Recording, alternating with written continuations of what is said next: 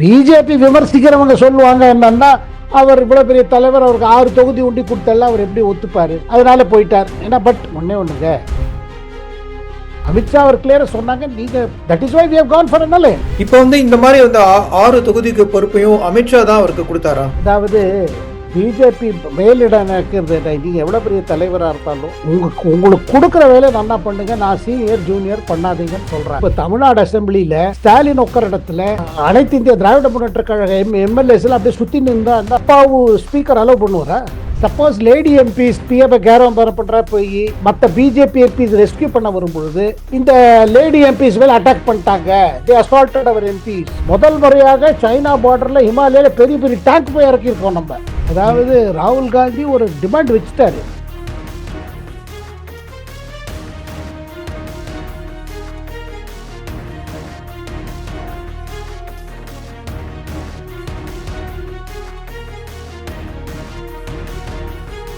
வணக்கம் நேயர்களே, இன்று டில்லியிலிருந்து நம்முடன் காணொளியில் இணைந்திருப்பவர் திரு சேகர் ஐயர் அவர்கள். வணக்கம் சார்.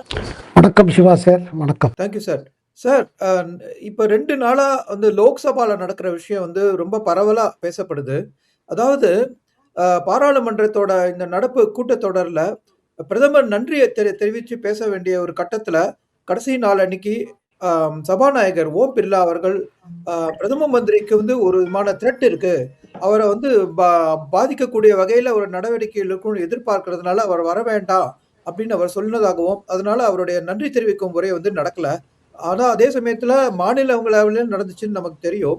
எந்த மாதிரி விஷயங்கள் இந்த மாதிரி சபாநாயகர் ஒரு முடிவு கட்டத்துக்கான காரணம் என்ன, ஏன் என்ன நடந்துச்சு அப்படின்னு நீங்க உங்களுடைய டெல்லியில இருந்து உங்களுடைய பார்வையை சொல்லணும். அதாவது ராகுல் காந்தி தொடர்ந்து இந்த எப்போலேருந்து செஷன் ஆரம்பிச்சதுலேருந்து அவருக்கு என்ன செஞ்சால் நமக்கு இந்த கவர்மெண்ட்டை ஒரு இது பண்ண முடியும், ஒரு ஷேக்கப் பண்ண முடியும், நம்ம எது செஞ்சாலும் எடுபட மாட்டேங்குது, தேர்தலில் காங்கிரஸுக்கு ஒன்றும் வர மாட்டேங்குது, என்னெல்லாமோ ஓட்டு திருட்டுனோம் அது எடுபடலை, அப்புறம் ஓட்டர் லிஸ்ட்டு சரியில்லை, எஸ்ஐஆர் அது இது எது சொன்னாலும் எடுபட மாட்டேங்குது. மக்கள் இவர் சொல்கிற பேச்சிலையோ இவர் சொல்கிற இதுலேயோ நம்பிக்கை இல்லை. ஸோ ஏதாவது நம்ம செய்யணும்னு கொஞ்ச நாளாக யோசிச்சுட்டு இருந்தார். அப்போ தான் அவருக்கு ஆலோசகராக பல பேர் இருக்காங்க, அதில் பத்திரிக்காரங்களும் இருக்காங்க. அவங்க சொன்னாங்க, இந்த புத்தகத்தை எடுத்து பண்ணலாம், இந்த புத்தகத்தை வச்சுன்னு பண்ணலாம்.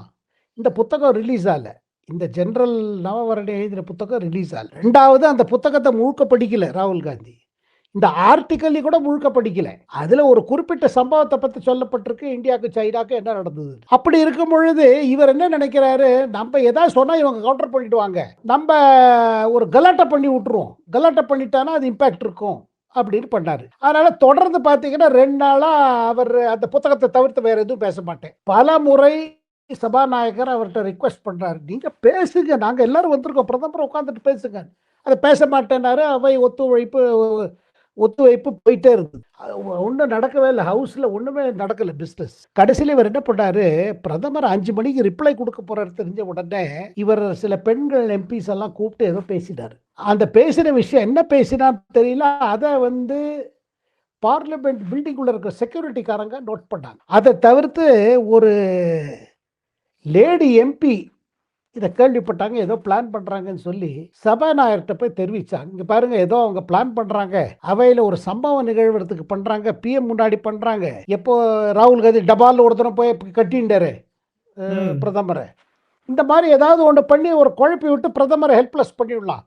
ஏன்னா அவைக்குள்ள எஸ்பிஜி கிடையாது, there is no security for PM inside the house, members of security. So அதனால 5 படி ஆன உடனே பாத்தீங்கன்னா இந்த லேடி எம்பிஸ் எல்லாம் வந்துட்டாங்க, சூழ்ந்துட்டாங்க அவர் சீட்ல. அந்த லேடி எம்பிஸ் யாருன்னு ஏதாவது ஐடியா இருக்கா சார்? ஏன்னா இவ்வளவு தெளிவான காட்சிகள் இருக்கிற போது ஏதாவது நமக்கு தெரியுதா அவங்க யாரு இருக்காங்க? தமிழ்நாட்டில இருந்து ஜோதிமணி இருக்காங்க, காங்கிரஸ் எம்பி, எல்லாரும் காங்கிரஸ் எம்பிஸ் தான். என்ன சொல்லி அனுப்பிச்சாங்க தெரியல, அவர் வரத்துக்கு முன்னாடியே சுத்தி நின்றுட்டாங்க. அதாவது இப்போ தமிழ்நாடு அசம்பிளியில ஸ்டாலின் உட்கார இடத்துல அனைத்து இந்திய திராவிட முன்னேற்ற கழக எம்எல்ஏஸ் அப்படியே சுத்தி நின்றா அர்த்தம் அவர் வரத்துக்கு முன்னாடி. அதை அப்பாவு ஸ்பீக்கர் அலோவ் பண்ணுவாரா, சபாநாயகர் அலோவ் என்னது? அவங்க இடத்துல போய் உட்காரணும், இவங்க உண்டா அந்த நடுவில் வந்துடுறது, அப்புறம் பேப்பர் கிழிச்சு போடுறது, பெஞ்ச் மேலே நிற்கிறது, இதெல்லாம் நடந்தது. அதனால தான் 8 பேர் சஸ்பெண்ட் ஆனாங்க. ஆனால் இந்த முறை வேற ஏதோ செய்யணும்னு பார்த்தாங்க. என்னன்னா, சப்போஸ் லேடி எம்பிஸ் பிஎஃப் கேரம் பண்ணுற போய் மற்ற பிஜேபி எம்பிஸ் ரெஸ்கியூ பண்ண வரும்பொழுது இந்த லேடி எம்பிஸ் மேலே அட்டாக் பண்ணிட்டாங்க, தே அசால்ட்டட் அவர் எம்பிஸ், ஏதாவது ஒரு சம்பவம் பண்ணானா நீங்கள் அந்த மாதிரி பிரைம் மினிஸ்டர் தடுத்து உட்காந்துருக்க முடியாது இல்லை ஹவுஸில். இதில் என்னன்னா ஒரு இது இருக்குங்க சிவகுமார் சார், நல்ல லாயர்னா வாதாடுவர், பாயிண்ட்ஸ் எல்லாம் வச்சுக்கோங்க கோர்ட்டில், அவர் சும்மா மேஜை தட்டுவார். அந்த இதுதான் இப்போ ஆகிட்டு இருக்கு. அரசுக்கு எதிர்த்து இருக்கிற பாயிண்ட்ஸ் எல்லாம் சொல்லி ஒரு எதிர்கட்சி தலைவர் மாதிரி பேசுறதுக்கு அந்த இதை அவர் ப்ரிப்பேர் பண்ணிக்கல ராகுல் காந்தி. அதனால் ஏதாவது ஒரு கலாட்டா ஒன்று பண்ணி விட்டுட்டு அதில் வந்துன்னா அதில் ஹெட்லைன்ஸ் வரும், இது வரும். ஏன்னா பாருங்க, அதுக்கு முன்னாடி வெளியில் என்ன சம்பவம் பார்த்தீங்க, அந்த யூனியன் மினிஸ்டர் பிட்டு போயிட்டு இருக்காரு. அவர் காங்கிரஸில் இருந்தார், காங்கிரஸ் விட்டு பிஜேபிக்கு வந்தார், ராஜ்யசபா மேலவைக்கு எலெக்ட் ஆனார், இப்போ யூனியன் மினிஸ்டராக இருக்காரு, ரயில்வேஸ் உள்பட பல விஷயம் பார்த்துட்டு இருக்காரு. இவர் அவரை பார்த்த உடனே இவருக்கு எரிச்சலாரு, ரைட்டர் ஃப்ரெண்ட் அப்படி கூப்பிடுறாரு. அதாவது இது காலேஜ் பசங்கள்லாம் அந்த மதில் மேலே உட்காந்து பேசுகிற பேச்சு, இது அவங்களுக்குள்ள ஏதாவது பிரச்சனை வந்ததுன்னா பண்ணுவாங்களே, சவால் விடுவது, இது பண்ணுவது மாதிரி. இட்ஸ் ஸ்ட்ரீட் அர்ச்சின்ஸ் கூட அப்படி பண்ண மாட்டாங்க. அந்த மாதிரி ஒரு அவர் என்ன நினைக்கிறாரு, இப்படி எதாவது பண்ணால் கெட்ட பேர் வராதா? அதில் வேற என்ன ஒன்றும் இல்லை சிவகுமார் சார், அவர் நினைச்சார் இந்தியாவுக்கும் அமெரிக்காவுக்கும் ஒப்பந்தம் வராது, ட்ரம்ப்புக்கும் மோடிக்கும் செட்டில் ஆகாது, இந்தியாவில் இருக்கிற இண்டஸ்ட்ரீஸ் எல்லாம் சஃபர் பண்ணும், பொருளாதாரம் செத்து போயிடும். அப்படி செத்து போச்சுன்னா மக்கள் நினைப்பா மோடி அடிச்சிட்டாரு, அதனால காங்கிரஸ் பக்கம் வந்துருவா, ராகுல் பக்கம் வந்துருவா அப்படின்னு இவர் நினச்சிட்டு இருக்காரு. ஸோ ஏதாவது ஒரு நல்ல விஷயம் ஆயிடுத்து வச்சுக்கோங்க, இவர் எதிர்பார்க்காத மாதிரி ஒரு சம்பவம் ஆயிடுச்சு. ட்ரம்ப்பும் மோடி பேசிட்டு சரி நம்ம ஒரு ஒப்பந்தம் போடலான்னு ஒப்பந்தம் போட்டால் அவர் டாரிஃப் ரேட்டை குறைச்சிட்டாரு. அது இவருக்கு அதிர்ச்சி. ஏதாவது ஒரு நல்லது ஏற்பட்டதுன்னா, இங்கே பாருங்க, டாரிஃப் ரேட்டை குறைச்சி பிரதமர் மோடிக்கு என்ன, நம்ம கோயம்புத்தூர் திருப்பூர்லேருந்து போகிற டெக்ஸ்டைல் இதெல்லாம் எக்ஸ்போர்ட் சரியாயிடும், லெதர் எக்ஸ்போர்ட் சரியாயிடும், ஸ்டீல் சரியாயிடும். அப்புறம் சீ ஃபுட்டெல்லாம் போகுது, ஆந்திரா அங்கே இருந்தெல்லாம் சீ ஃபுட்டு, கேரளாவில் இருந்தெல்லாம் சீ ஃபுட் எக்ஸ்போர்ட் போகுது. அது அப்புறம் இந்த மாதிரி நல்ல விஷயம் இதெல்லாம். அப்புறம் மருந்துகள் ஃபார்மாலே நிறையா போகிறது. அமெரிக்காலையும் இதுக்கு நல்ல வரவேற்பு இருக்கு. இந்த ஒப்பந்தம் வரப்போறதுக்கு ஒரு நல்ல வரவேற்பு அமெரிக்காலையும் இருக்கு. ஏன்னா பாருங்க, டாரிஃப் கட்டுறது அவங்க தான். And America is the biggest market in the world. இதனால ஆல்ரெடி செப்டம்பர்லேருந்து இந்த டாரிஃப் என்ன பண்ணாரு, முதல்ல 25% பியூனிட்டிவ் டாரிஃப், நீங்கள் உங்கள் கஸ்டம் டியூட்டி அமெரிக்கன் ப்ராடக்ட்ஸ் மேலே வச்சிருக்கீங்க, அதனால் டியூட்டி போடுறேன்னாரு. அந்த டியூட்டி போட்டுட்டு என்ன பண்ணார், நீங்கள் ரஷ்யன் ஆயில் வாங்குறேன்னு சொல்லி இன்னும் கொஞ்சம் 25 போட்டார், 50%. அப்போ நீங்கள் பாருங்கள், ஒரு சாமான் விலை இதுனா 50% போட்டிங்கன்னா என்ன ஆகுது? இதில் அதில் 30% குறைஞ்சிடுச்சு. பழைய ஆர்டர்லாம் கிளியர் பண்ணாங்க, நம்ம டெக்ஸ்டைல் கார்மெண்ட்ஸ் இவங்கெல்லாம் பழைய ஆர்டர் கிளியர் பண்ணிட்டாங்க. புது ஆர்டருக்கு இதாகுது இல்லை, பிரச்சனை ஆகுது இல்லை. இதில் வேலையாளர் திண்டாட்டம் இங்கே வரும். நீங்கள் சொல்லுங்கள் சிவகுமார் சார், ட்ரம்ப் அந்த முதல்ல இருந்த கோபத்தில் சொன்னார் இந்தியன் எக்கானமி டெட்டு அப்படின்னாரு, இவரை சந்தோஷப்பட்டார். இந்த மாதிரி இந்தியாவை பற்றி சொல்லும் பொழுது அவர் மோடிக்கு இது பண்ணல, இந்தியாவை பற்றி சொல்றாரு. இந்த அரசியல் எனக்கு புரியல சிவகுமார் சார். இது அவ்வளவு என்ன வெறுப்பு, அவ்வளவு கசப்பு. உங்களுக்கு அரசியல் பண்ணணும், அரசியலை பண்ணும் பொழுது நீங்க எதிர்கட்சி தலைவர்னா என்ன அர்த்தம், you are the shadow prime minister. நீங்க எப்போது காமிக்கணும் என்னன்னா, எந்த சம்பவத்திலும் you are with the government in the interest of the people, but you will question government. அந்த மெச்சூரிட்டி காமிக்க முடியாத ஒரு இதில் தவிக்கிறார் அவர். அது யாராவது சொல்லி கொடுக்குறாங்க பாருங்க, மோதியை பிடிக்காதவங்க இருக்காங்க, பிஜேபி பிடிக்காதவங்க இருக்காங்க, பத்திரிகை தொழிலில் இருக்காங்க, விமர்சகர்கள் இருக்காங்க. சரி, அவங்க காரணம் இருக்கும், ஐடியாலஜி இருக்கும், கொள்கை அளவில் என்னவானா இருந்தாலும் நீங்கள் எதிர்கட்சி தலைவர் பேசும்போது உங்களை எல்லாரும் கேட்கணும். நீங்கள் பேச போறேன்னு சொல்லி பிரதமரே அவையில் உட்காந்துட்டாரு, எல்லாரும் உட்காந்து. ஆனால் நீங்கள் என்ன பேசினீங்க, ஒரு புத்தகத்தை பிடிச்சுட்டீங்க. புத்தகத்தை விட்டுருக்க கூடாதா? அந்த புத்தகம் பப்ளிஷ் ஆகலை இந்தியாவில், ஒன்று. இரண்டாவது, அந்த புத்தகம் எழுதியிருக்கிறது முன்னாள் இராணுவ தளபதி மனோஜ் நவவரணே. இந்த மாதிரி இராணுவ புத்தகங்கள் எல்லாம் டிஃபென்ஸ் மினிஸ்டர் கிளியர் பண்ணணும். அதில் மிலிட்ரி டீட்டெயில்ஸ் கூடாது. இவர் புக்கை அனுப்பிச்சாரு ஜனவரி 2024 இந்த ஜெனரல் நவவரணே. அந்த புக்கில் சில டீட்டெயில்ஸ் இருக்கிறதுனால அதுக்கு கிளியரன்ஸ் கிடைக்கல. அது அவர் சொல்ற சம்பவம் கூட அது என்ன இம்பார்ட் புரிஞ்சுக்கல.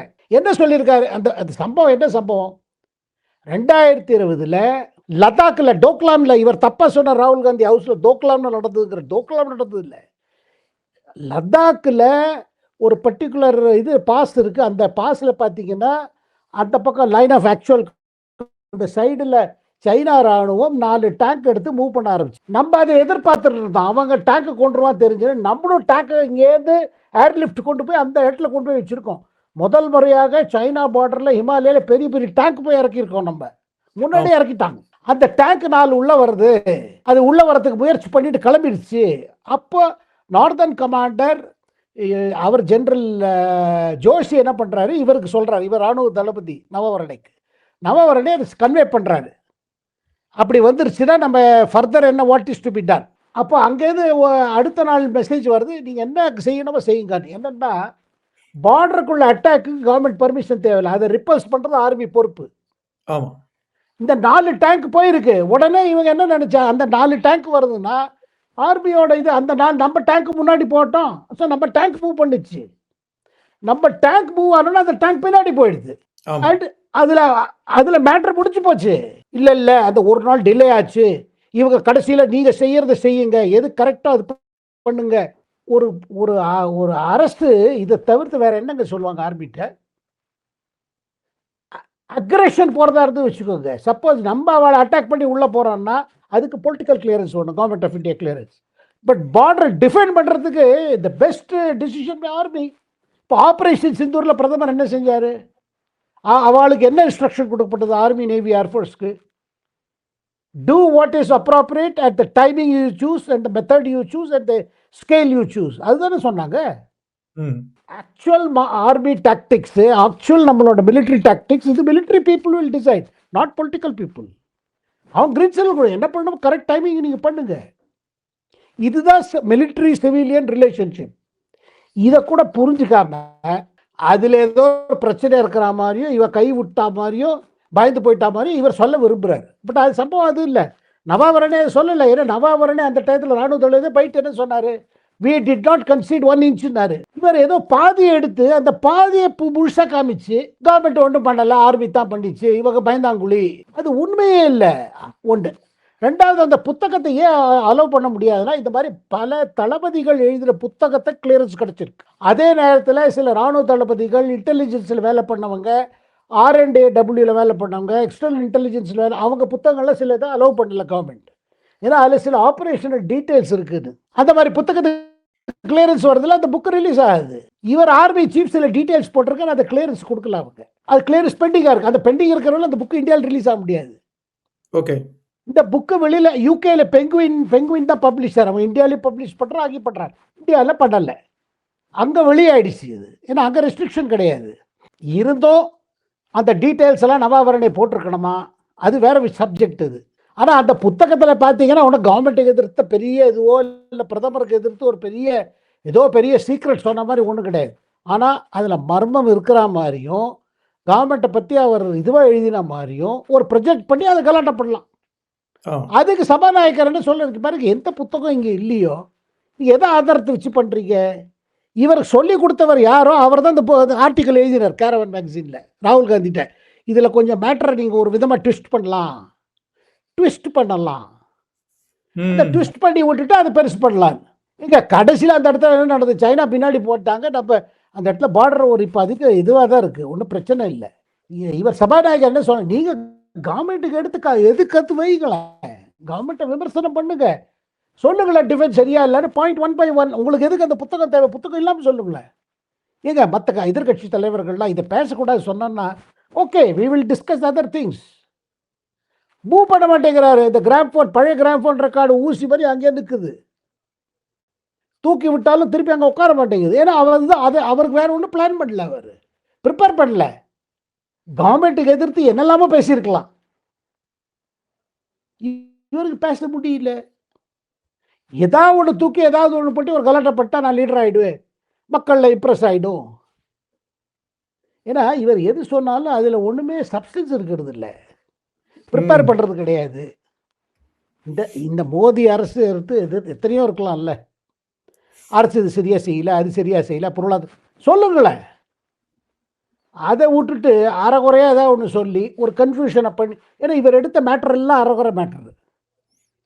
இது முதல்ல என்னன்னா, ஓட்டு திருட்டுனாரு. பிரதமர் வந்து எனக்கு எதிர்க்கட்சிகள் சவக்குழி தோண்ட முயற்சிக்கின்றனர் அப்படின்னு அவரு சொல்ற அளவுக்கு இதுல வந்து ஒரு பின்னணி என்ன ஆச்சு? அவர் இது சவக்குழி தோண்டுற அளவுக்குன்னா, அது வந்து ஒரு டெத் த்ரெட். அதுக்கான அதாவது கபர் ஏன் சொன்னார்ன்னா, காங்கிரஸ் தலைவர்களே கேம்பெயின் ஸ்லோகன் குடுக்குறாங்க. ம். கபர் கூதேங்கன்னு. சபக்குழி தோண்டுவோம்னு இவங்க காங்கிரஸ்காரங்க பலமுறை குரல் கொடுத்துருக்காங்க. பவன் கேரா போல தலைவர்கள் பலமுறை பண்ணியிருக்காங்க. அததான் அவர் பிடிச்சிட்டாரு பிரதமர். எனக்கு குழி ஏன் தோண்டுறீங்க? நான் வேலை காட்டுக்கா செயல்பட்டுட்டு இருக்கேன்னா. ஆர்டிகல் 370 எடுத்ததுக்கா தோண்ட விரும்புறீங்க? இந்த மாரி பல விஷயத்த எடுத்து சொல்லும் பொழுது அவருக்கு என்ன பண்றதுன்னு தெரியல அவருக்கு. பாகிஸ்தான்ல வந்து ஒரு மாஸ்க்ல பிளாஸ்ட் நடந்திருக்கு. இஸ்லாமாபாத்ல நடந்த அதுல வந்து பல பேர் உயிரிழந்திருக்காங்க. ஒரு 100 பேருக்கு மேல வந்து காயப்பட்டிருக்காங்க. அத பத்தின தகவல் வந்து உங்களால பகிர முடியுமா? பாகிஸ்தான் நினைக்கிறாங்க, ஏன்னா அந்த மாஸ்க் வந்து அங்க ஷியா, சுன்னின்னு 2 இது இருக்குதுல்ல. ம். இஸ்லாம் இதுலயே 2 குரூப்ஸ் இருக்குது. அதுல இந்த மாஸ்க் வந்து ஷியாவோட மாஸ்க். ஓகே. இந்த ஷியா மாஸ்க்க தாக்கியிருக்காங்க. இவங்க சொல்றாங்க ஆப்கானிஸ்தான்லேருந்து ஆள் உள்ள வந்து தான் தாக்கிட்டு போயிட்டாங்க. இங்க ஒரு கலவரத்துக்கு உண்டாக்குறதுக்கு. சுனி அதிகம் பாகிஸ்தான்ல. ஷியா கம்மி. ஆனா ஷியா வந்து உங்களுக்கு ஈரான் சைடுல ஷியா அதிகமா இருக்காங்க. அந்த பார்டர் ஏரியாஸ்ல நெறைய ஷியாஸ் இருக்காங்க. பாகிஸ்தான் ஈரான் பார்டர்ல. நம்ம காஷ்மீர்லயும் இருக்காங்க. ஷியாஸுக்கும் இருக்காங்க. சுனி அதிகம், பட் ஷியா உண்டு. ஸோ இது ஷியா சுனிக்குள்ள ஒரு கலவரம் பாகிஸ்தான்ல எடுப்ப அத ஏற்படுத்துறதுக்காக ஒரு சதி. ஆனா இவங்க முழுமையா நினைக்கிறது என்னன்னா, இது ஆப்கானிஸ்தானுக்கு, ஏன்னா இப்ப தாலிபானுக்கும் பாகிஸ்தான் ராணுவமுக்கும் உறவு சரியில்ல. ஆமா. அவங்க சொல்றாங்க இது தாலிபான் தான் பண்ணி வச்சிருக்காங்க எங்க நாட்டுல கலவரம் பண்றதுக்கு. தீவிரவாதம் செயல்கள் நடந்தாலும் அது தாலிபான் காரணம். இல்ல இந்தியா காரணம்னு இந்தியாவை சொல்லுவாங்க. இப்ப பலூச்சிஸ்தான்ல தொடர்ந்து நடக்கிறது. அதுக்கு காரணம் என்னன்னா, இந்த இடங்கள்ல பாகிஸ்தான் ராணுவம் ரொம்ப அழுத்தி இது ஒரு அட்ராசிட்டி பண்ணிட்டு இருக்காங்க. அதனால பப்ளிக் ரியாக்ஷன் இருக்குது. இப்ப இந்த சம்பவம் இஸ்லாமாபாத்திலே நடந்திருக்கு. இது ஆமா. ஆர்மி ஜெனரலுக்கு ஒரு சேலஞ்ச். ஏன்னா ஆர்மி ரூல் தானே இருக்கு. உப்புக்கு சப்பானிக்கு பிரைம் மினிஸ்டர் அவர் இருக்காரு, ஷரீஃப். அது உப்புக்கு சப்பானி கவர்மெண்ட் நடத்துறது ஆர்மி தான் அது. ஆனா இந்த சம்பவம் ஒரு ஷாக் ஆர்மிக்கு. பலூச்சிஸ்தான்ல நடக்கிறது பரவாயில்ல. பஞ்சாப்ல, அதுவும் இஸ்லாமாபாத்ல நடந்துச்சுன்னா, கேபிட்டல்லே நடந்தா எவ்வளவு பெரிய சம்பவம் அது. அது இன்னைக்கு வெள்ளிக்கிழமை. அந்த பிரேயர்ஸ் டயத்துல நீங்க வச்சீங்கன்னா, அதனால தான் 30 பேருக்கு மேல இருக்காங்க இதுல. இவங்க உடனடியா தாலிபான் சொல்றாங்க. ஆனா இப்ப ஆப்கானிஸ்தான் தாலிபான் அரசு இத கண்டெம் பண்ணியிருக்கு. அந்த மாரிலாம் இத நாங்க முழுமையா கண்டிக்கிறோம் அப்படின்னு கண்டெம் பண்ணிட்டாங்க. ஆமா. மாஸ்க்ல நடக்கிறதுங்கிறது ஒரு மக்களுக்கு ஒரு பேராபத்து. ஓகே. சார், இப்ப நம்ப அண்ணாமலை விஷயத்த பத்தி கொஞ்சம் பேசணும். அண்ணாமலைக்கு வந்து தமிழகத்துல தேர்தல் பொறுப்பா ஒரு 6 தொகுதி வழங்கி, அது வந்து அதுலேருந்து விலகிட்டாரு தன்னுடைய தனிப்பட்ட காரணத்துக்காக. அந்த காரணத்த பத்தி நம்ம வந்து ஆராய வேண்டாம். இப்ப வந்து பாஜகல என்ன நடந்தது? பாஜகவோட தலைமை வந்து இப்படி அண்ணாமலை விலகுறத எப்படி பார்க்கறது? அவருக்கு வந்து வேற என்ன ரோல் இது தலைமை வந்து குடுக்கும்? இந்த விலகலுக்கும், இந்த பொறுப்புக்கும், தலைமைக்கும் என்ன சம்மந்தம்? எப்படி பார்க்குறாங்க அவங்க? இல்லைங்க. அவர் இப்ப தன்னோட தகப்பனாரோட உடல்நிலைமை சரியில்ல. அவர நான் கவனிக்கணும். இந்த பொறுப்புனா இது இப்ப 6 தொகுதி குடுத்தாங்க. ஏன்னா இப்ப 6 தொகுதியா எல்லாரும் பிரிச்சு குடுத்துருக்காங்க. இதெல்லாம் பார்த்துக்கங்கன்னு. ஆனா அவருக்கு எனக்கு இந்த நேரம் முடியாதுன்னு இருக்காரு. He has cited the personal reasons. உடனடியாக அவருக்கு ஏதாவது பொறுப்பு உடனே குடுக்க முடியாது. ஏன்னா அவர் பர்சனல் ப்ராப்ளம் இருக்கு. அத தவிர்த்து எப்போதும் என்ன சொல்றாங்க, இந்த பக்கம் இப்ப வந்து அதிமுக, பாஜக அலையன்ஸ் செட்டில் ஆயிட்டு இருக்கு. இப்ப டிஎம்டிகே வந்து சேர்ந்தாச்சு. அதுக்கு முன்னாடி டிடிவி தினகரனோட ஏஎம்எம்கே வந்து சேர்ந்தாங்க. அப்புறம் பிஎம்கே அன்புமணி ராமதாஸ் இது சேர்ந்தாச்சு. இது கொஞ்சம் பிக்கப் ஆகுற நேரத்தில அண்ணாமலை இப்படி பண்றாரு, ஏதாவது பின்னணி இருக்கா, முன்னணி இருக்கான்னு ஏதோ எப்போதும் பேசுவாங்க. ஏன்னா, அவர் என்ன சொல்றாரு, அவர் பலமுறை சொல்லிட்டாரு, சரி எனக்கு இபிஎஸ் சப்போர்ட் பண்ண பிடிக்கலன்னு முன்ன சொன்னாரு. But he was told, he was advised, now you cooperate and let us defeat the DMK. அப்படி இருக்கும் பொழுது இந்த மாதிரி திருப்பி நான் போலன்னா பர்சனல் ரீசன் சொல்லும்போது யார் என்ன சொல்ல முடியும் இத? We have to accept what he says. ஏன்னா இந்த நிலைமையில அவருக்கு வேற ஏதாவது பொறுப்பு குடுத்தா அத எப்படி அவர் பண்ண முடியும்? அதுவும் கஷ்டம் இல்ல. பட் பிஜேபி விமர்சிக்கிறவங்க சொல்லுவாங்க என்னன்னா, அவர் இவ்வளவு பெரிய தலைவர், அவருக்கு 6 தொகுதி உண்டி குடுத்தெல்லாம் அவர் எப்படி ஒத்துப்பாரு? அதனால போயிட்டார். ஏன்னா பட் ஒண்ணே ஒண்ணுங்க. அவர் வந்து அவர் இப்போலேன்னு சொல்லி அவர் இந்த கூட்டு புது கட்சி ஆரம்பிப்பாரு அந்த மாரிலாம் ஒண்ணும் பண்ணல அவரு. If he has personal reasons to lie low now, அத நம்ம ஜாஸ்தி விமர்சிக்க முடியாது. எனக்கு என்ன தமிழ்நாடு தேர்தல் முடிகிற வரையில் இப்போதைக்கு ஒன்றும் பெரிய சேஞ்சஸ் எதிர்பார்க்க முடியாது. நம்பர் 1. நம்பர் 2, இப்போ நிதின் நபீன் வந்து பார்த்தீங்கன்னா முழுமையாக தலைவரான பிறகு ஒரு மாற்றம் வரும் அவர் டீமில். அவர் டீமில் அவர் கலந்துப்பாரா, என்ன பிளான் பாருங்க. Is an important leader. Annamalai is an important BJP leader. அப்புறம் அவரே போட்டியிட வர மாட்டாரா, அது வேற கொஸ்டின் வருது. ஆமா, கண்டிப்பா. போன தடவை போட்டியிட்டாரு, அதில் வெற்றி பெறவில்லை. இந்த தடவை போட்டியிடுவாரா என்னன்னு? would he like to contest? இல்லை, is our he has reservation, but he was told by Amit Shah. Amit Shah அவர் கிளியராக சொன்னாங்க, நீங்கள் you have to cooperate and we have to, that is why we have gone for an alliance. இப்போ வந்து இந்த மாதிரி வந்து 6 தொகுதிக்கு பொறுப்பையும் அமித்ஷா தான் அவருக்கு கொடுத்தாரா? இல்லைங்க, எது இருந்தாலும் எல்லா லீடர்ஸும் இன்வால்வ் பண்ணி நடக்கணும்னு நயினாருக்கு சொல்லப்பட்டிருக்கு. அந்த இதில் தான் இதெல்லாம். ஏன்னா சீனியர் லீடர்ஸே பொறுப்பு பார்க்கும் பொழுது cadres will also get very serious. ஆமா. இப்ப பார்த்தீங்கன்னா, அண்ணாமலை விலகல் மட்டும் இல்ல, அந்த குழுவையே இப்ப வந்து கலைச்சுட்டாங்க. அப்படி ஒரு குழுவே தேவையில்லங்கிற போது, அது ஏன் அண்ணாமலை விலகினா மட்டும் அது குழுவ விலக்கணும்? அதுக்கான காரணம் என்ன? இல்லைங்க, அதாவது மற்ற தலைவர்களும் அதிருப்தியாக இருந்தாங்க. சீனியர்ஸ் எல்லாரும் சொல்கிறாங்க, நான் பெரிய தலைவர்னா எனக்கு நிறைய தொகுதி பார்த்துக்கணும். I must be given more charge. Okay. அதாவது பிஜேபி மேலிடம் நினைக்கிறது, நீங்கள் எவ்வளோ பெரிய தலைவராக இருந்தாலும் நிதின் நபீன் அந்த கேட்டகரி. உங்களுக்கு கொடுக்குற வேலை நல்லா பண்ணுங்க, நான் சீனியர் ஜூனியர் பண்ணாதீங்கன்னு சொல்கிறாங்க. But if senior leaders are saying இல்லை, இது என்ன அந்தஸ்து கீழே இருக்குது, எனக்கு 6 சீட்டு கொடுத்தா எப்படின்னு 60 சீட்டு பார்த்துக்கணும். நீங்கள் கொடுத்த பாருங்க, எல்லாருக்கும் வேலை வேணும், எல்லா கைகளும் வேலை செய்யணும், எல்லா கைகளும் உழைக்கும் கரங்களாக இருக்கணும். ஆமா. ஸோ இப்ப அண்ணாமலை வந்து தனிப்பட்ட காரணத்துக்கு விலகினே சொன்னாலும், அதுக்கான ஆதரவு உள்ளுக்குள்ள இருக்குன்னு நினைக்கிறீங்களா? ஏன்னா மத்த தலைவர்களும் அத பத்தி ஒண்ணும் சொல்லல. இந்த குழுவையே கலைச்சுட்டாங்க. இப்ப இந்த குழுவ எதுக்காக நியமிச்சாங்க? அது என்ன அந்த பர்ப்பஸ வேற எப்படி சால்வ் பண்ணுவாங்க இப்போ? திருப்பி பாருங்க, இது ஆல் த சூப்பர்விஷன் பண்ணி தான் ஆகணும், வேறு வழி கிடையாது. இதை தவிர்த்து பாருங்க, சென்ட்ரல் பிஜேபிலேருந்து லீடர்ஸ் டிப்ளாய் ஆவாங்க கான்ஸ்டிடுவன்சி வைஸ். 10 தொகுதிகள் 6 தொகுதிகள் கொடுப்பாங்க, பண்ணாமல் இருக்க மாட்டாங்க. அண்ணாமலைக்கு இப்போ ஏன்னா இந்த டைத்தில் நம்ம ஸ்பெகுலேட் பண்ண முடியாது. ஏன்னா அவர் ஓப்பனாக சொல்லியிருக்காரு, எனக்கு personal reason, my father is unwell அப்படி சொல்லியிருக்காரு. அப்படி இருக்கும்பொழுது நம்ம அவர் செஞ்சது மேலே சந்தேகம் நம்ம பண்ணுறது அதுவும் கரெக்ட் இல்லை. அது சந்தேகப்படல. பட் இந்த குழுவ வந்து பிஜேபியே கலைச்சிடுச்சே இப்போ. அதனால தான் இத்தன கேள்வி வருது. ஸோ அந்த குழுவ ஒருவேள அண்ணாமலையால அந்த 6 தொகுதிய எடுத்துக்க முடியலன்னா, வேற ஒரு தலைவர அத 6 தொகுதிக்கு போட்டு இத கன்டின்யூ பண்ணியிருக்கலாம். ஸோ இப்ப எல்லாத்தையுமே கலைச்ச உடனே, இது வந்து ஏதோ ஒரு உள்ளுக்குள்ள வந்து ஒரு அதிருப்தி நடக்கிறது அப்படிங்கிறத காமிக்கிற மாரி இருக்கு. அதனால தான் கேள்விகள் வருது. கரெக்ட். அது அது நியாயமான கேள்விகள் தான். பட் அடுத்து ஏதாவது alternative arrangement, maybe a better arrangement, maybe இது கரெக்டாக ஒர்க் அவுட் ஆகல, அடுத்த அரேஞ்ச்மெண்ட் பண்ணலான்னு இருக்கும். பட் இதை ஒரு பெரிய சர்ச்சை கொண்டு போக வேண்டாம். ஏன்னா எதுக்கு சொல்ல வரேன்னா, இப்போதைக்கு தமிழ்நாட்டில் ஒரு மாற்றத்துக்காக என்டிஏ தரப்பில் அதிமுக, பாஜக மற்ற கட்சிகள்லாம் சேர்ந்து களத்தில் இறங்கிட்டாங்க. They have already attracted new partners. So அப்படி இருக்கும் பொழுது இது கொஞ்சம் இப்போ பலம் பெற்று கிளம்பியிருக்கு. நீங்க வந்து அதே நேரத்தில் டிஎம்டிகேயும் சேர்ந்துட்டதா சொன்னீங்க. அது தகவல் வந்திருக்கா? டிஎம்டிகே அஃபிஷியலா ஆமாம்மா பிரேமலதா விஜயகாந்த் பிரேமலதா ஜெயிக்கிறேன்னு சொல்லிட்டாங்க. ஆச்சு, they will make a formal எவ்வளோ தொகுதி எல்லாம் வரப்போகுது. ஓகே. ஓகே. ஸோ இப்ப நம்ம வந்து திமுக, காங்கிரஸ பத்தியும் பேசணும். ஸோ இவங்க இந்த என்டிஏ சைடுல இவ்வளவு வேகமா முடிவுகள் வரதுக்கு ஆப்போசிட்டா திமுகவும், காங்கிரஸும் வந்து ஏதோ ஒரு இழுபறி இருக்கிற மாரி இருக்கு. இவங்க பேச்சுவார்த்தைக்கு கேசி வேணுகோபால் அனுப்பிச்சா கூட அவர் வந்து கேன்சல் ஆறாரு. அப்புறம் வந்து பாண்டிச்சேரியில நடக்கிற மீட்டிங்க்கு வந்து இங்கேருந்து காங்கிரஸ்லேருந்து யாருமே இன்வைட் பண்ணல.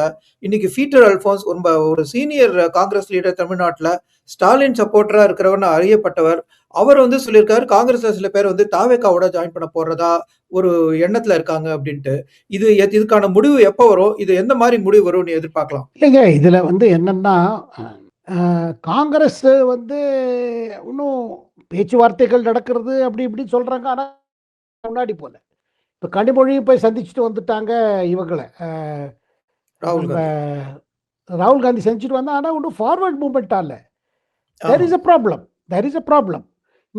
இந்த பிரச்சனை எப்படி தீருங்கிறதுக்கு இண்டிகேஷன்ஸ் ஒன்றும் ஃபர்தராக இல்லை. ஸோ இது தாமதம் ஆக சந்தேகம் அதிகமாகும். ஆமா. அதுல இண்டிகேஷன்ஸ் இல்லன்னு நம்ம சொல்ல முடியல. ஏன்னா பல விதமான இண்டிகேஷன் பீட்டர் அல்ஃபோன்ஸ் சொன்னதுலேருந்து அது ஒரு இண்டிகேஷன் தான். ஒண்ணு அவங்களுக்கு வேணுங்கிற அந்த ஆட்சியில வந்து பங்கு குடுத்து அதிக தொகுதிகள் குடுக்கணும். இல்லாட்டி தாங்க வந்து இத 2த்தையும் ஆஃபர் பண்ற தாவேகாக்கு அவங்க போயிடுவோம். அப்படிங்கிற ஒரு இண்டிகேஷன் தானே தெரியுது. தெரியுது. ஆனா வந்து அ ஒண்ணு சீட்ட வச்சு நடக்குது. ஆமா, அவங்க முதல்ல 25ன்னாங்க, 27 ஆச்சு.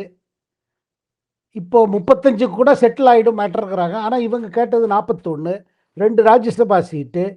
ஆமா, ஆட்சியில பங்கு கட்டாயம் உண்டுன்னு பப்ளிக்கா அவங்க எதிர்பார்க்குறாங்க. டிஎம்கே சொல்லுன்னு. அத அவங்க சொல்ல முடியாது. ஆமா.